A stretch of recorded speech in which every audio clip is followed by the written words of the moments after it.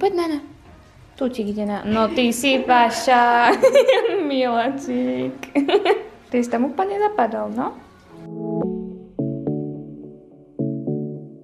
Ja viem, že už ubehol týždeň, ale ubehol len pre vás, pretože my sme boli fotiť v podstate len včera a snažila som sa z obsov dať dolu tú práškovú farbu, ale fakt nešla, zostala im v srsti a vyhľadala som si teda nejaký salón a akurát už mám namierané sem. Vlastne psi už tu sú, už tu načakajú. Čičinu tam akurát vynieť. Je to skvelé, že? Je to úplne perfektne. No, nachádzame sa už v psom salóne Pau Psi Wellness Salon a tu už je so mnou aj majiteľka Anka, pretože by som s ňou chcela rada prebrať otázky, ktoré sa ma veľmi často pýtate a tým, že ona je na to kvalifikovaný odborník, tak ju pôjdeme vyspovedať. Takže najčastejšiu otázku, ktorú ja dostávam od ľudí je, ako by sa mali starať o srst. Čo sa týka starostlivosti v zmysle vyčesávania, tam by som povedala, čím častejšie, tým lepšie, pretože vyčesávaním jednak vyčesávame teda tú odumretú starú srst kožucha, jednak premasírovávame vlastne pokožku toho psíka, čiže napomáhame mu k takej kvázi správnej funkcii. Ako používame naozaj bežnú kozmetiku, dostupnú niekde v produktoch, tak tam by som povedala, že čo najmenej kúpať.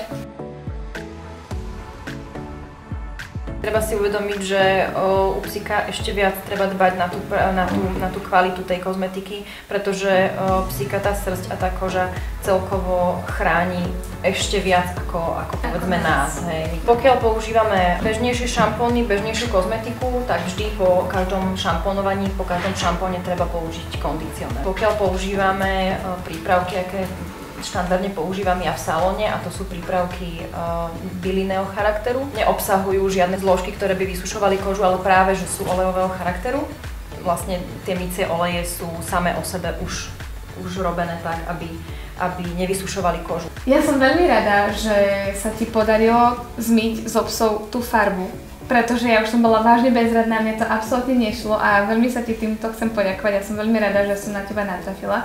Takže pokiaľ budete aj vy zvedaví a bude vás to nejakým spôsobom zaujímať, linky vám nechávam dole v popise videa. Ja sa ťa rovno spýtam, pretože samozrejme ide jar, prídu tie letné zostrihy, psi začnú zhádzovať srst a ja si všímam, že po ulici chodievajú najnovšie vyholené plemená, proste psi, ktorí nemajú mať prirodzene prečo ostrihanú srst. Čo si o to myslíš? Ako to povedať slušne?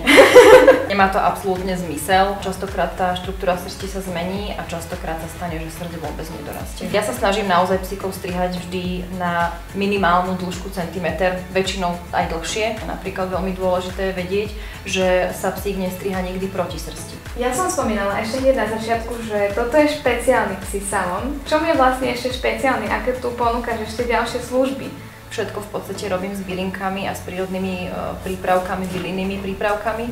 Teda venujem sa aj ozonoterapii, čo je vlastne bublinkový kúpeľ a v tých bublinkách je obsiahnutý ten ozon. Dezinfikuje, ničí parazity, ničí plesne, ničí kvasinky. Určite je dobre naozaj sa v tomto smere vyškoliť, lebo samozrejme kúpiť si prístroj a začať robiť ozonoterapiu je jednoduché, ale potrebujeme, alebo teda chceli by sme aj tie výsledky. Ja chcem liečiť, ja nechcem robiť iba nejaké to divadielko okolo toho, že teda robím bublinky a tak ďalej, ale ide mi o to, aby ľudia videli, že to má zmysel. Cieľom bolo, aby sa tu psík cítil príjemne, aby sem neprišiel ako k doktorovi, ako do salónu, ale proste aby sem prišiel ako do centra zábavy. A lepšie sa mi tak samozrejme aj pracuje, pretože lepšie si nadviažem s tým psíkom v podstate ten kontakt a lepšie si toho psíka získam, keď má možnosť sa tu trošičku aj vyblázniť. No áno, to ja musím iba potvrdiť, lebo moji psi v živote neboli v salóne a ani jeden ešte nikdy nezažil takú tú komplexnú kúpeľ a fénovanie a jedno s druhým a myslím, že to bolo úplne v pohode, že si to aj užili. Takže ja som milo prekvapená a som veľmi rada, že som ťa našla.